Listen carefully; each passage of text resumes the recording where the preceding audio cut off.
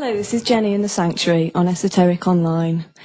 This week I've got Steve Mitchell with me, who's becoming a bit of a regular feature on the show, and today he's going to talk to us about earth energies and ley lines. Hi, Steve. Hi, Jenny. If you could perhaps start by telling us a little bit about the history of ley lines, because although obviously they're ancient in origin, they were only really rediscovered at the beginning of the 20th century, weren't they? Yeah, it's kind of crazy, all this rediscovering things. It's a bit like Columbo kind of finding America, isn't it? You know, people have been there before, people have been there a long time.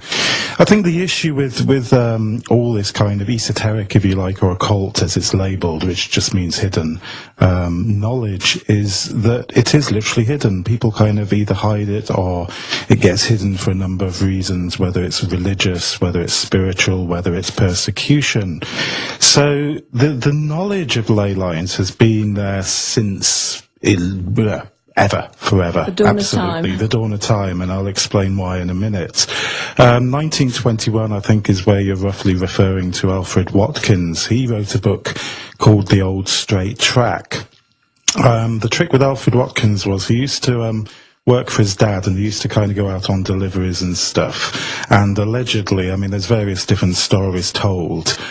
He was sitting up on top of a hill and kind of had a revelation, or he was looking at a map and had a kind of thought and so forth. Alfred says kind of in his own words that it came as a kind of inspiration, if you like, that he noticed that certain important landmarks seemed to be in a straight line, hence the old straight track. Now, when you're talking about landmarks, you're talking about prehistoric sites, aren't you? Absolutely, and kind of not as well, because then there's another key in. Prehistoric sites in terms of stone circles, burial mounds, cairns and so forth. Added on top of that, churches, crossroads, tracks, hills, roads, high ground. hills, high grounds. The list goes on and on. The list goes on and on, really, yeah, absolutely. It all really ties into this kind of weird word, ley and ley. Do you know what ley means? Well, in my extensive research that I carried out, it's something to do with a bit of cleared land, isn't it, in a straight line? A bit of cleared land, yeah, that's one of the keys. It also ties in etymologically to the word bright or light or bonfire, bell, ley. Right, so it's got the fire connections as loads well. of hidden things. And that's kind of one of the keys that a lot of people started off with, I suppose. I think you've kind of come across the own fortune, haven't you? That's right, yeah. In the Goatfoot God, I think she was one of the first to put forward the more mystical side of the ley line, and the fact that there could be a power or an energy attached to it. Yeah, because of course Alfred was just really looking... Alfred, first name terms, good guy, yeah. He was a geographer, wasn't he? He was more of a cartographer. He was kind of just looking at the fact that, hey, why are they in straight lines? There became lots of connections with aliens, UFOs... That sort of stuff. I think you need to go back in time a long time. Back to the very beginning to kind of actually put it all into place. Go on then. In the beginning, it's the best place to start. In the beginning there was... The word? The word, the sound. It's kind of something to hang on to it, because it's... What is sound? Sound is vibration, frequency. Right, okay, vibration, frequency. Big, super keyword, frequency. Okay. You want to expand on that a bit? I will do. In the beginning was the word. Okay, we've all heard the phrase. This is straight from a DVD. You have to put the DVD link here, because otherwise I'm going to be kind of back referencing it all the time, you see. Okay, well, now is probably a very good time to just mention that Steve has just completed work on a DVD called Dragons and Rings, which is addressing this whole subject in Absolutely. its entirety. Available from all good available online, I believe. I'll give you the website later. Yes, we'll give you the website later. The point is, what's our starting point? What's our 0 point? What's the 0 point of the universe, if you like? The 0 point is literally zero. It's nothing. Okay, and if nothing can think of Descartes. I think, therefore I am. Mm-hmm. How is it thinking? What's it referencing? Just within itself. Within itself. But it has to have a kind of external reference point to reference back to within itself, doesn't it? So within itself, it kind of double points. It's a really kind of weird thing to get your head around. Imagine 2 points. You think, therefore you are. It comes back to you. It's like looking in a mirror. So we're ending up with a straight line. You're jumping. Sorry. You're jumping. You've seen Sorry, I've seen you've it. seen the Yeah, DVD. should we do that again? No, that's absolutely fine, because this is the point. The first point is that there are 2 points, okay? Those 2 points are the reference points for each other. For one thing to know it exists, if you like, it has to have the other thing. Now, this ties right the way forwards into quantum thought. The quantum mechanic thinks that the quantum unit, if you like, the real basics of the universe, quantum physics thinks are a quark. Okay? Right. A quark, a single unit, a single nothing. Except... A single nothing, did you say? A single...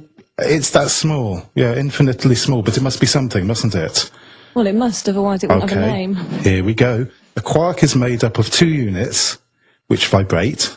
Yes. Okay, think of our light and our sound that we were talking about earlier on.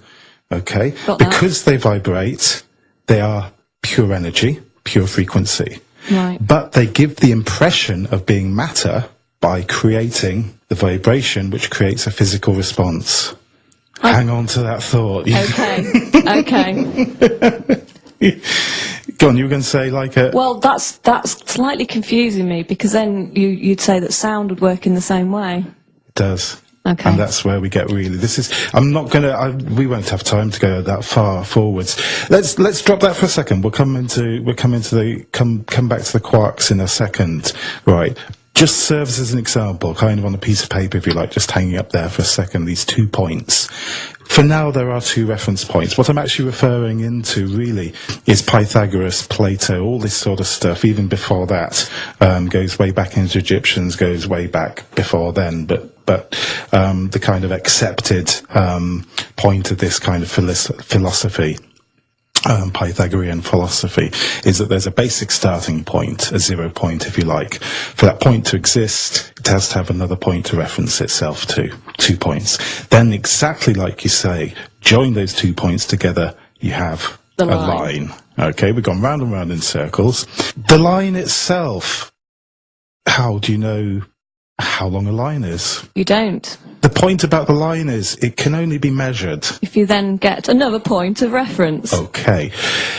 The point of reference itself, imagine, just draw yourself, if you're listening to this, get yourself a piece of paper and put 1 point on the paper and another point on the paper. So it's kind of in front of you so you can see it. Join those 2 points together. Okay. So you've got a line. To know how long that line is, put a 3rd point above it, join the point to one end and then the other end of the line. So you end up with a triangle. So you end up with a triangle. Now, this leads to some really interesting stuff. This is sounding Pythagorean now, yeah. We're into Pythagoras. Triangles. Triangles, really important.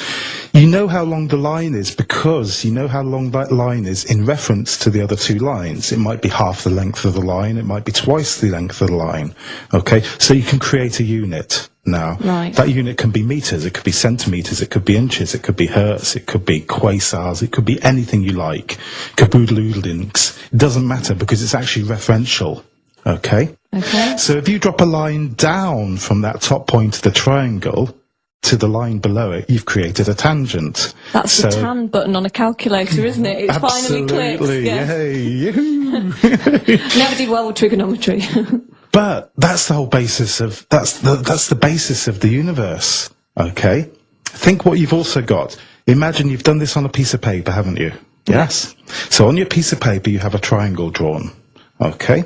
Now, the first line that you drew was effectively a single-dimensional line. It was only a line, wasn't it? Yeah, that's right. Now you've got the other lines in place. How many dimensions are you working in? Got 2 dimensions. 2 dimensions. You're working on a flat piece of paper. 2-dimensional. So you brought in the whole dimensional stuff. You brought in the tangent or the right angles, L.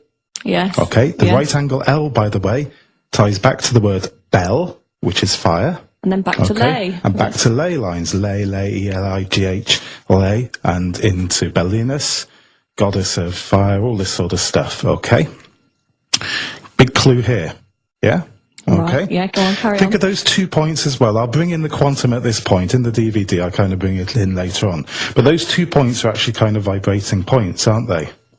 Yes. Which is what we said. They were kind of points that effectively you can stretch them apart, you can put them together. The vibration creates a sine wave. Right. Can you think about that? Yes. Imagine a pendulum hanging, okay? As you swing it from side to side, as it hits the top part of its swing, it slows down, gets faster in the middle, slows down, gets faster in the middle, slows down each swing. Yeah, so Yeah. you create a kind of line like that. 2 points going like that does exactly the same between them. So you've got effectively a particle, because you've got that vibration, you've got that physicality, if you like, but at the same time you've got a wave, because you've got the wave function, the fact that they create a standing wave, yeah? Not a Right, standing okay. wave. Oof, that's something else that comes in later on. So Yeah, you with take me it so slowly. far? Yeah, yeah. Yes, okay. Now it's kind of quite good that Jenny's here, because effectively Jenny is becoming kind of the listener, aren't you? You're not just the interviewer, you're the listener. So what it means is that you get to ask the questions that everyone else who's listening to this interview are going, woo, what's that about?